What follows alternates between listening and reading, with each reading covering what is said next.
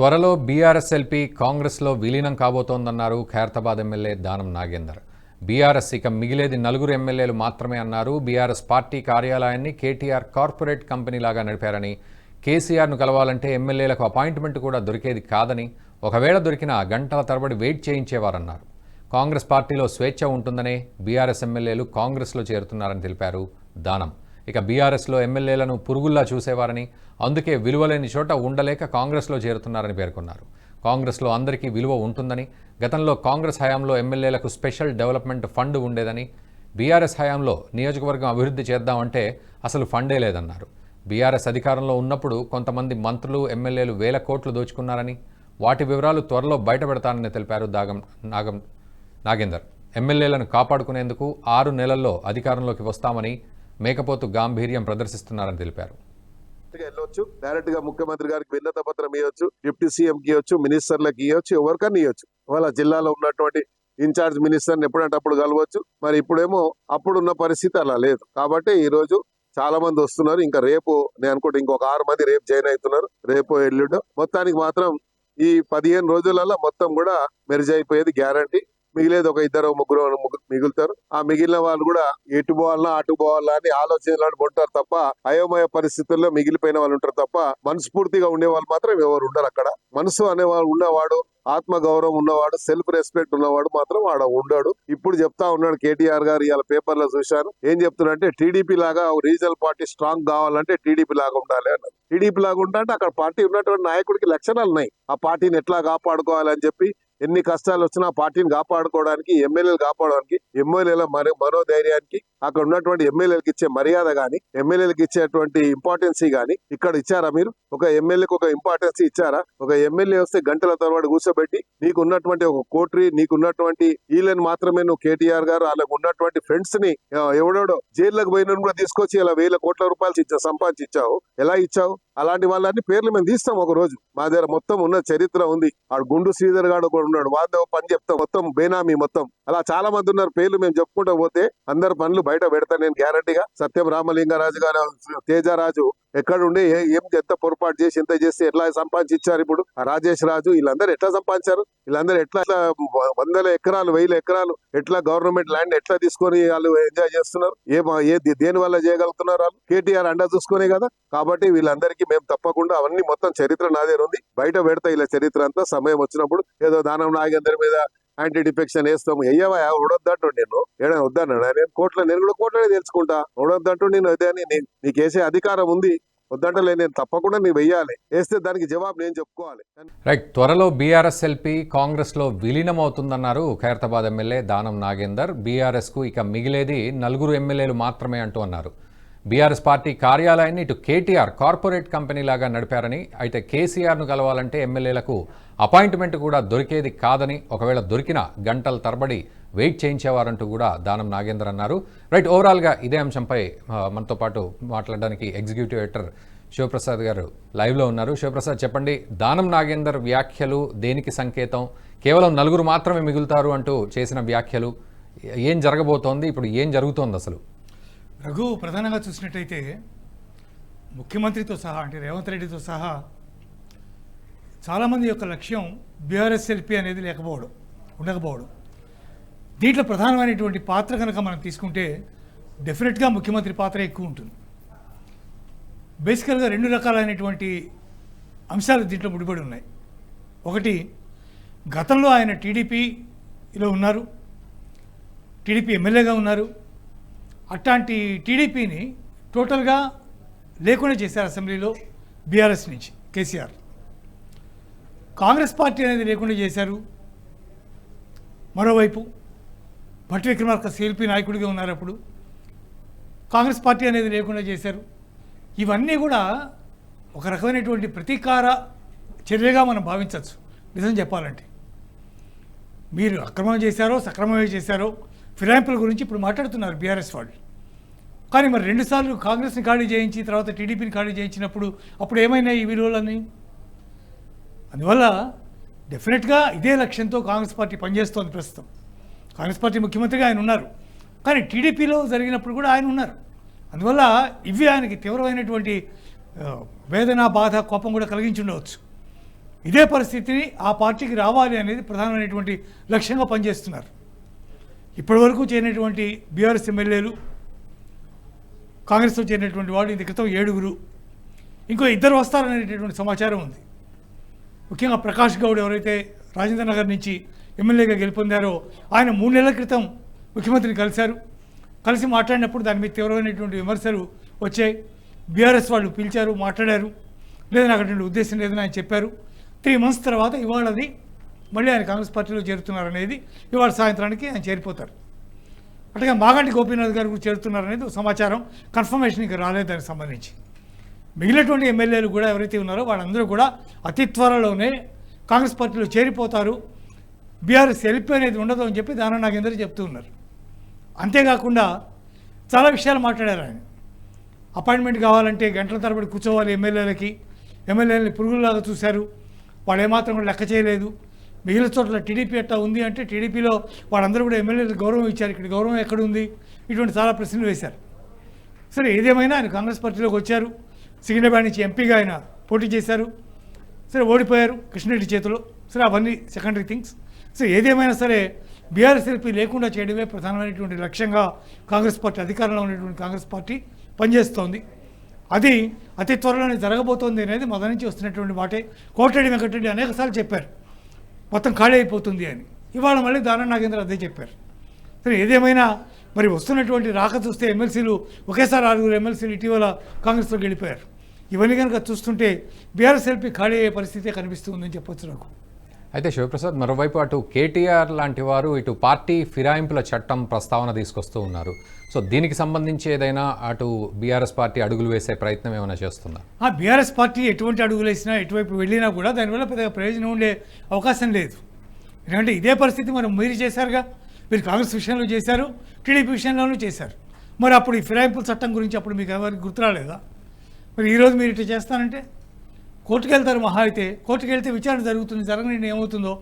కానీ వాళ్ళు అక్కడ ఉండడానికి వాళ్ళు ఇష్టపడడం లేదు, మాకు ఇక్కడ ఫండ్స్ లేవు. ధననాగేంద్ర ప్రధానమైనటువంటి పాయింట్ ఒకటి చెప్పారు ఇందాక మాట్లాడేటప్పుడు. నియోజకవర్గ అభివృద్ధి ఫండ్ అనేది ఉంటుంది, ఆ ఫండ్ ఎమ్మెల్యేలకు ఇస్తారు, ఆ ఎమ్మెల్యేలు దాంట్లో నుంచి డెవలప్మెంట్ చేస్తారు. కానీ ఇక్కడ ఫండే లేదనేది ఆయన చెప్తున్నారు. మరి ఆయన ఎమ్మెల్యేగా ఉన్నప్పుడు ఏం చేశారో తెలియదు, మరి బీఆర్ఎస్లో ఉన్నప్పుడు. కానీ ఎమ్మెల్యేలకు అసలు ఫండే లేదని ఆయన చెప్తున్నారు. కాబట్టి ఎక్కడ అధికారం ఉంటే అక్కడ ఎమ్మెల్యేలు ఉంటారు న్యాచురల్గా. అపోజిషన్ పార్టీ బలంగా ఉండి ఒకవేళ చాలామంది ఎమ్మెల్యేలు ఉంటే అప్పుడు ఒక ఎత్తు. కానీ అలా కాకుండా అధికారం లేకుండా మాత్రం కేవలం తక్కువ మంది ఎమ్మెల్యేలతో ఉండాలంటే వాళ్ళ మీద గవర్నమెంట్ కొంత వ్యతిరేకంగా ఉండే అవకాశం ఉంది, వాళ్ళకి నియోజకవర్గానికి సరిగ్గా అభివృద్ధికి నిధులు ఇచ్చే అవకాశం ఉంటుంది, ఉండదు. ఇవన్నీ కూడా అనేక రకాలైనటువంటి ఇబ్బందులు, బాధలు వాళ్ళకు ఉంటాయి. కాబట్టి ఎమ్మెల్యేలు చాలా వరకు ఎవరు అధికారంలో ఉంటే వాళ్ళతో ఉండాలని ఆలోచిస్తారు. కాబట్టి కేటీఆర్ ఎటువంటి నిర్ణయం తీసుకుంటారు, కేసీఆర్ ఎటువంటి నిర్ణయం తీసుకుంటారు, కోర్టును ఆశ్రయిస్తారా, లేదా ఏం జరుగుతుంది అనేది చూడవలసి ఉంది. ఒకవేళ వెళ్ళినా కూడా అది ఇప్పుడు అప్పుడే అయ్యేటటువంటి విషయం కాదు, త్వరలో ఖాళీ అయ్యేటటువంటి పరిస్థితి ఎక్కువగా కనిపిస్తుందని చెప్పచ్చు నాకు. రైట్ శివప్రసాద్, మరోవైపు కాంగ్రెస్ ప్రభుత్వం అధికారంలోకి వచ్చిన తర్వాత గత ప్రభుత్వ అవినీతిని బయటపెడతామని చెప్తూ ఇప్పటివరకు ఎలాంటి పరిస్థితి ఉందో మనందరికీ తెలుసు. మరోవైపు ఇప్పుడు దానం నాగేందర్ కూడా 1000 కోట్లు సంపాదించుకున్నారు కొంతమంది మంత్రులు, ఎమ్మెల్యేలు, వాటి వివరాలు త్వరలోనే బయటపెడతామని అంటున్నారు.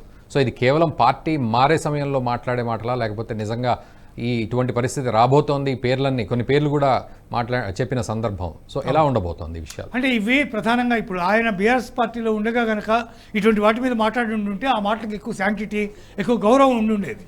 ఆయన వచ్చి కాంగ్రెస్ పార్టీలో చేరి ఏదో కొన్ని హామీలు తీసుకుని ఎంపీగా పోటీ చేసి అక్కడ ఓడిపోయిన తర్వాత ఇప్పుడు మళ్ళీ మంత్రివర్గంలో రేపు పొద్దున ఎక్స్టెన్షన్లో సిటీ నుంచి ఒక మంత్రి పదవికి ఆయన కూడా పోటీ పడుతున్నటువంటి నేపథ్యంలో ఆయన ఇట్లా మాట్లాడినందువల్ల పెద్దగా శాంక్టిటీ ఉండకపోవచ్చు, కానీ దాంట్లో వాస్తవం కూడా ఉండవచ్చు. మరి కానీ అక్కడ ఉన్నప్పుడు బీఆర్ఎస్లో చాలా కాలం ఉన్నారు కాబట్టి అక్కడ జరిగే అంతర్గత విషయాల్లో కొంత సమాచారం అనేది వాళ్ళకు కూడా ఉంటుంది. కాబట్టి న్యాచురల్గా ఆ సమాచారం మేరకే దానం నాగేంద్ర మాట్లాడుతూ ఉండవచ్చు.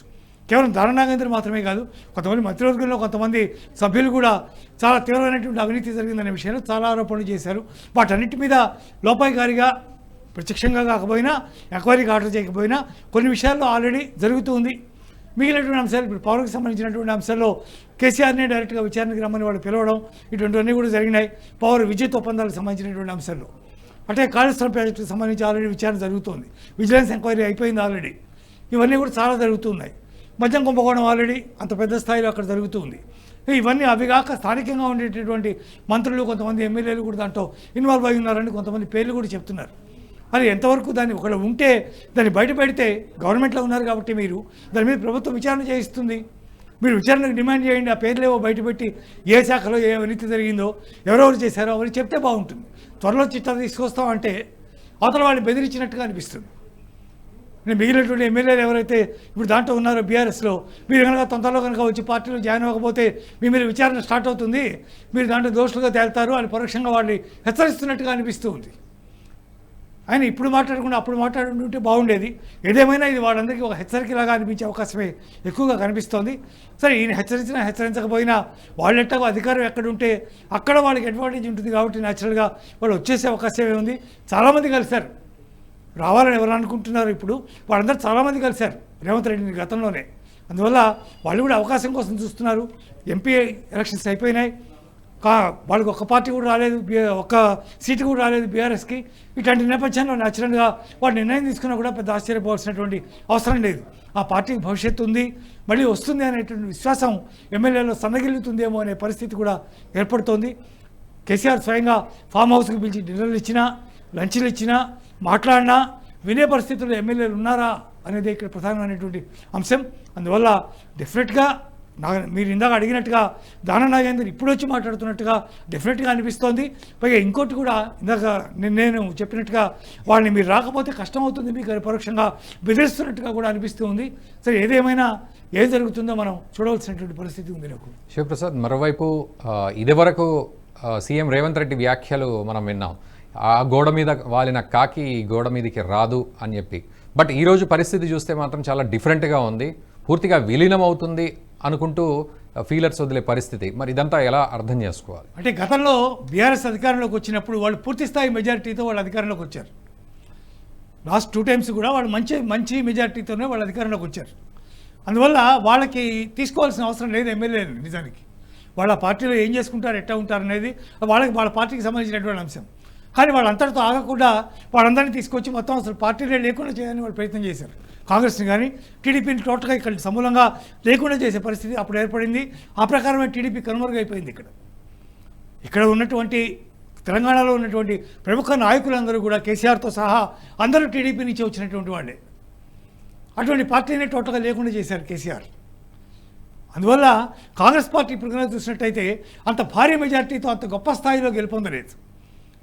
ఎంతో కొంతమంది వాళ్ళ వైపు గెలిచారు కాబట్టి ఆ సంఖ్య కూడా గణనీయమైనటువంటి సంఖ్య కాబట్టి దాని మీద ఎక్కువ కాన్సన్ట్రేట్ చేసే అవకాశం ఉంది కాంగ్రెస్ పార్టీకి. నెక్స్ట్ తర్వాత కొనసాగాలంటే, పూర్తి స్థాయి మద్దతుతో కొనసాగాలంటే ఎక్కువ మంది ఉండాలి న్యాచురల్గా. కాబట్టి ఆ రకమైనటువంటి స్థితి కోసం ప్రయత్నం చేయడం నెంబర్ 1 పాయింట్. ఆ గోడ మీద కాకి గోడ మీద వాలదు అని చెప్పినప్పటికి కూడా పరిస్థితులు మారుతూ ఉన్నాయి, అనేక రకాల అంచనాలు మారుతూ ఉన్నాయి, బలపడాల్సినటువంటి అవసరం ఉంది. తాము కూడా హామీలని నెరవేర్చాలి, ఆగస్టు 15 లోపల అవన్నీ పూర్తి చేస్తామని వాళ్ళు హామీ ఇచ్చారు.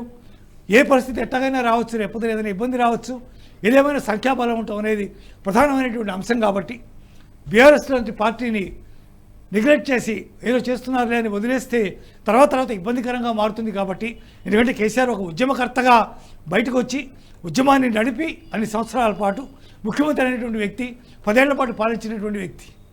అందువల్ల ప్రజల్లో ఎక్కడో అంతర్గతంగా ఉన్నటువంటి ఆ ఫీలింగ్ కానీ అది ఏదైనా ఉంటే అది రేపొద్దున ఎప్పుడైనా సరే ఎదురు తిరిగే అవకాశం ఉంటుంది. కాబట్టి దాన్ని లేకుండా చేయడమే ప్రధానమైనటువంటి లక్ష్యంగా ముఖ్యమంత్రి ఆలోచిస్తున్నట్టుగా మనం భావించవచ్చు. అందుకే తాను అన్నమాటని పక్కన పెట్టి ఆ గోడ మీద కాకులు ఈ గోడ మీద వాడడానికి ఆయన అంగీకరించారని మనం భావించి ఉండవచ్చు.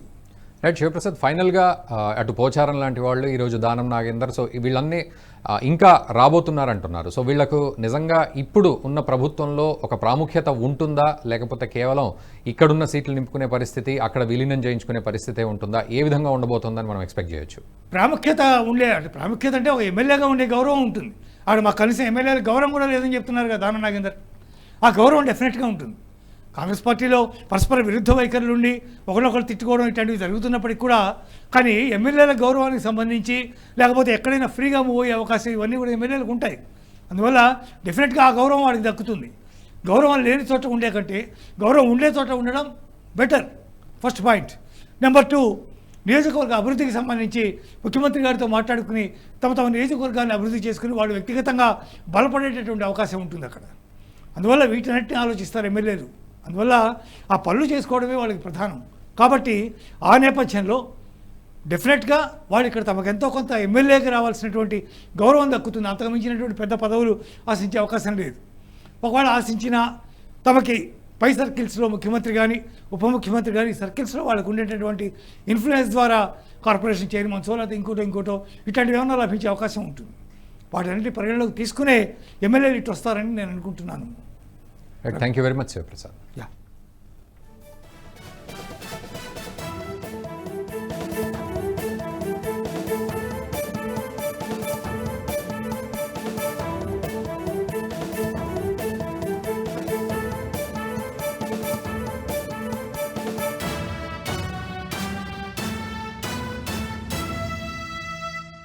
ఈ వీడియో మీకు నచ్చినట్టయితే లైక్ చేయండి, 10 మందికి షేర్ చేయండి. అలాగే కామెంట్ల రూపంలో మీ అభిప్రాయాలను మాతో పంచుకోండి. Nationalist hub group of channels ను సబ్స్క్రైబ్ చేసుకుని తెలుగునాట జాతీయవాద జర్నలిజాన్ని ప్రోత్సహించండి. ఈ వీడియో కింద ఉన్న బెల్ ఐకాన్ పై క్లిక్ చేయడం మర్చిపోవద్దు.